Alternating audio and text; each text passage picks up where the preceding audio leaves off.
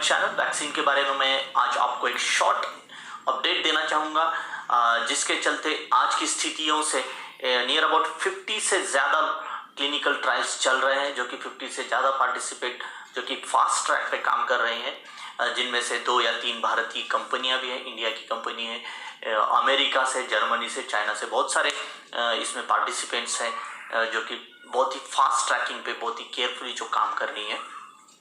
अब तक की स्टडी से नेशनल या इंटरनेशनल लेवल पे कोई वैक्सीन अप्रूव हुआ नहीं है। जहां तक आज की स्टडी है, 6 ऐसी वैक्सीन्स हैं जो कि बहुत ही वेरी वेरी अर्जेंट या फिर लिमिटेड यूज के लिए रसिया, जापान और चाइना में यूज किया जा सकता है। ये लोकल FDA ने उनसे अप्रूवल दे दिया है, जिसमें से बहुत सारी कंपनियां जो कि फाइनल लेवल पे थी। 3 ऐसी कंपनियां हैं जो कि ऑलमोस्ट फाइनल ट्रायल के लिए जाना चाहेंगी। Example Oxford university, Pfizer and GlaxoSmith. जिसमें से एक बड़ी खबर ये भी थी कि यूएस इलेक्शन से पहले जर्मन बायोटेक और फाइजर ने ये कहा था कि हम जल्द से जल्द अप्लाई FDA के लिए करने जाने वाले, लेकिन उस समय उनके पास कोई डेटा नहीं था। लेकिन अभी एक बड़ी खबर ये है कि इंटरिम एनालिसिस के डेटा के साथ उन्होंने अप्लाई किया है FDA के लिए, जिसमें उन्होंने 43,500 पीपल्स पे ये क्लिनिकल ट्रायल अप्लाई किया था जो वैक्सीनेशन का, जिसमें से सिर्फ 94 peoples got positive after vaccination. इसका मतलब ये है कि 90% ये यहाँ पे सक्सेसफुल इनका फेज 3 क्लिनिकल ट्रायल चल रहा है।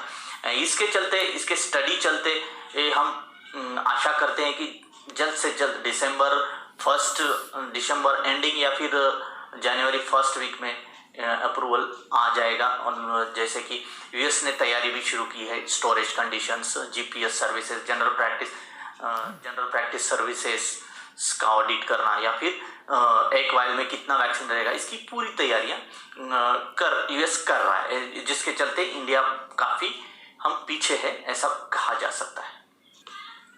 अगर ये वैक्सीन सक्सेसफुली हो जाता है तो दोस्तों सबसे पहले इसके 4 अनब्रेकेबल रिकॉर्ड हो सकते हैं। जैसे कि इतना स्पीड में हमने क्लिनिकल ट्रायल लिया है, ह्यूमन ट्रायल लिया है, कि ऐसे कभी इतिहास में या फिर कभी प्रीवियस हिस्ट्री में हुआ नहीं है।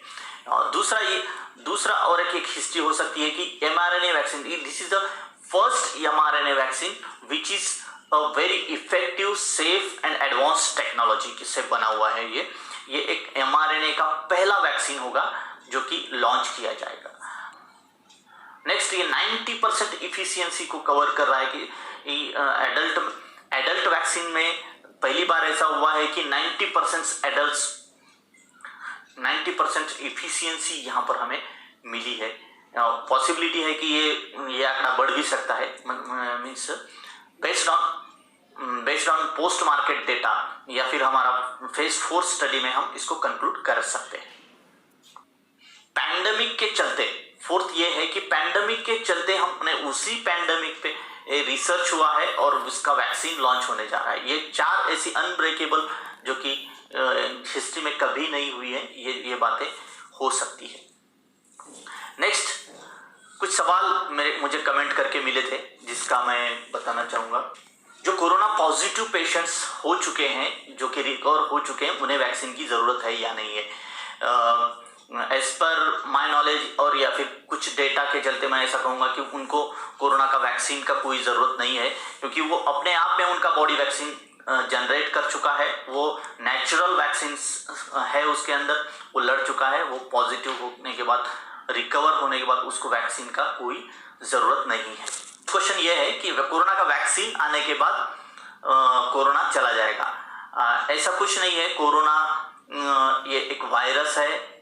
ये वायरस हमेशा एनवायरनमेंट में रहता है, जो कि ये वायरस खत्म कैसे हो जाएगा। 80% लोगों को कोरोना का वैक्सीन दिया गया है और उनमें हर्ड इम्यूनिटी जनरेट हो चुकी है। तो उस वायरस का किसी पब्लिक पर या फिर हम पर असर नहीं होगा, ये हम लोग कह सकते हैं। कोरोना वायरस खत्म नहीं होगा, उससे लड़ने की ताकत हम लोगों में आ जाएगी, या फिर हो सकता है कि उस वायरस का म्यूटेशन हो। For watching.